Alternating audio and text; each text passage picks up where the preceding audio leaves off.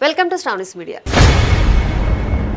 గతంలో నిరుద్యోగులను బొద్దింకలుగా అభివర్ణించారని, cockroach Janata party ఆవిర్భావానికి కారణమయ్యారని ఆరోపణలు ఎదుర్కొంటున్న భారత ప్రధాన న్యాయమూర్తి జస్టిస్ సూర్యకాంత్పై విద్యార్థుల ఆగ్రహం చల్లారడం లేదు.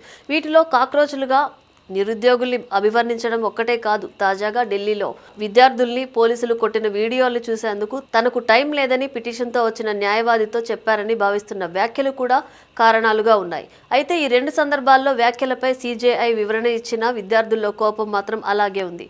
దీని ప్రభావం ఇప్పుడు పలుచోట్ల కనిపిస్తోంది. తాజాగా ముంబైలోని Tata institute of social sciences TISS విద్యార్థుల నిరసనల భయంతో వీసీ ఏకంగా తమ స్నాతకోత్సవాన్నే వాయిదా వేసేశారు. ఈ స్నాతకోత్సవానికి సీజేఐ సూర్యకాంత్ హాజరు కావాల్సి ఉంది. ఇప్పుడు హైదరాబాద్లోని నల్సార్ న్యాయ విశ్వవిద్యాలయం విద్యార్థులు అయితే ఏకంగా సీజేఐ సూర్యకాంత్కు తమ వీసీ పంపిన ఆహ్వానాన్ని వెనక్కి తీసుకోవాలని కోరుతూ ఓ లేఖ రాశారు. ఇది మరింత కలకలం రేపుతోంది. దేశంలోని ప్రతిష్టాత్మక విద్యా సంస్థల్లో విద్యార్థులకు సీజేఐ సూర్యకాంత్పై ఉన్న కోపం స్థాయి ఏంటో ఇది స్పష్టం చేస్తోంది కూడా. హైదరాబాద్లోని national academy of legal studies and research NALSAR యూనివర్సిటీలో చదువుతున్న విద్యార్థులలో ఓ వర్గం యూనివర్సిటీ 2026 స్నాతకోత్సవానికి భారత ప్రధాన న్యాయమూర్తి సూర్యకాంత్ను ఆహ్వానించడాన్ని వ్యతిరేకిస్తోంది.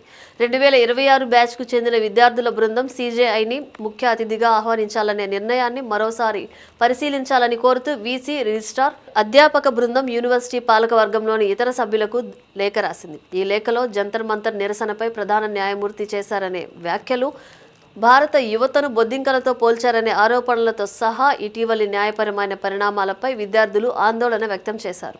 యువతను బొద్దింకలు అని సంబోధించడం నుండి పోలీసు లాఠీచార్జ్ వీడియోలను చూసేందుకు టైం లేదని, సున్నితత్వం లేని వ్యాఖ్యలు చేయడం వరకు సీజేఐ తమపై ఉదాసీనత ప్రదర్శించారని, ఎంతో విద్యాపరంగా, భావోద్వేగపరంగా ప్రాముఖ్యత ఉన్న డిగ్రీలను తమకు అందించడానికి ఆయన్ను కళాశాలకు ఆహ్వానించడం కరెక్ట్ అనిపించడం లేదని లేఖలో పేర్కొన్నారు.